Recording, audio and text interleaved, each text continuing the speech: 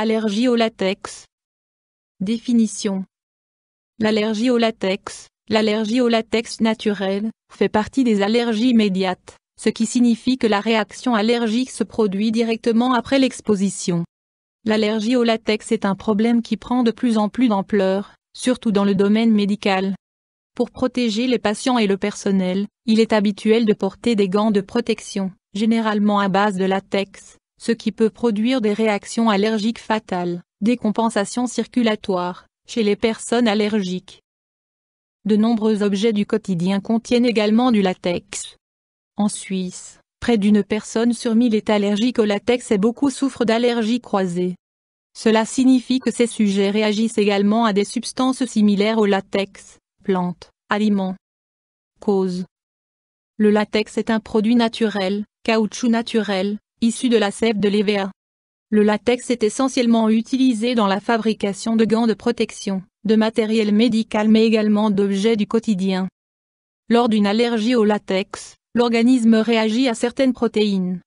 Les gants en latex poudré libèrent un grand nombre de particules provoquant des allergies. La poudre contenant les allergènes se répand dans l'air de la pièce et est inhalée, entraînant une sensibilisation des voies respiratoires. Même le passage d'une personne allergique dans un hôpital ou un cabinet médical peut déjà déclencher des symptômes graves. Par conséquent, le corps médical utilise aujourd'hui des gants sans poudre ou pauvres en latex. Présence de latex. Des milliers d'objets contiennent du latex, souvent de façon dissimulée. La liste suivante comporte uniquement des articles d'usage courant. Dans le domaine de la médecine et de l'hygiène.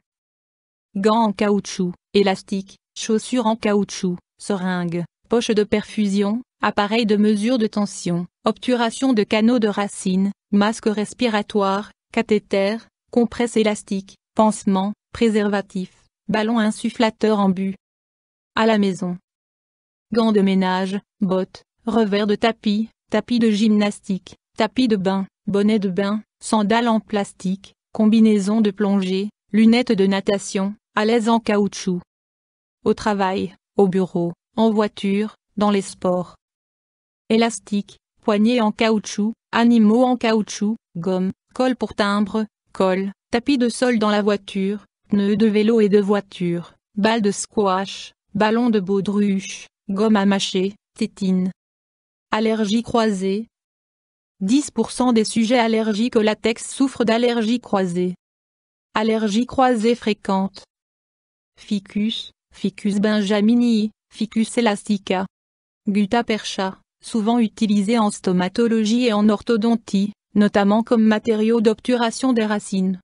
Fruits exotiques, bananes, avocats, ananas, kiwis, pommes de terre, piments, châtaignes, vermicelles, etc.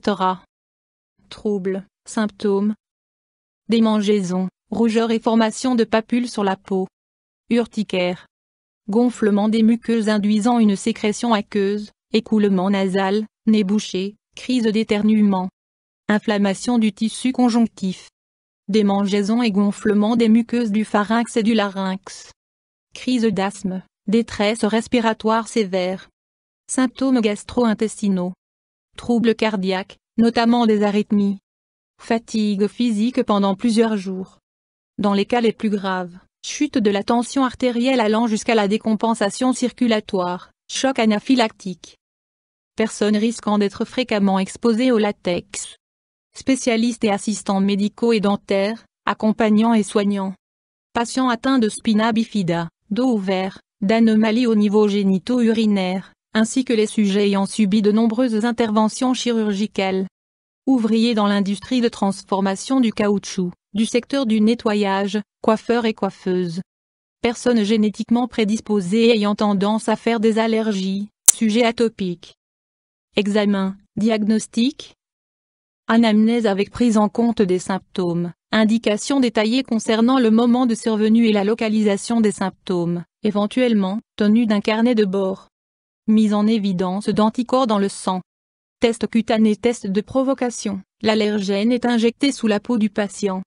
Ce test doit obligatoirement être effectué sous surveillance médicale étant donné qu'il peut provoquer une réaction violente, voire un choc anaphylactique. Options thérapeutiques. En cas d'allergie au latex, Comme pour toutes les allergies, il convient d'éviter l'allergène, à savoir le latex.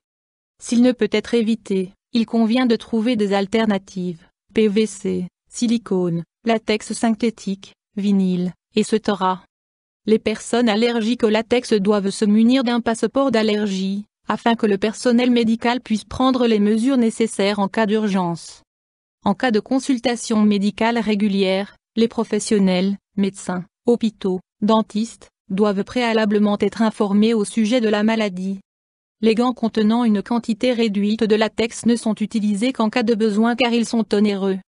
Un changement de profession est souvent nécessaire. Il est conseillé aux personnes extrêmement sensibles de se procurer un kit d'urgence, voire kit d'urgence. Un spécialiste des allergies, un immunologue ou un allergologue, vous conseillera. En cas d'allergie croisée, notamment à un aliment spécifique, l'allergène incriminé doit également être évité. Des comprimés d'antihistaminiques et des solutions à base de glucocorticoïdes à action rapide, ainsi que des sprays d'adrénaline à inhaler permettent d'atténuer les symptômes aigus. Pour contrer la cause de l'allergie, une hyposensibilisation peut être effectuée.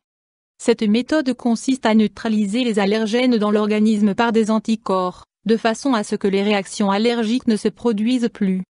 Ce procédé n'est pas encore suffisamment évalué et ne peut donc pas être recommandé de façon générale, même dans les cas graves. Kit d'urgence. Seringue d'adrénaline, stylo d'injection. Antihistaminique à action rapide sous forme de comprimé. Préparation de cortisone sous forme de comprimé. Pour les enfants de moins de 30 kg, seringue d'adrénaline adaptée aux enfants à la place des comprimés, gouttes ou comprimés solubles dans l'eau. YouTube Dr Alabé.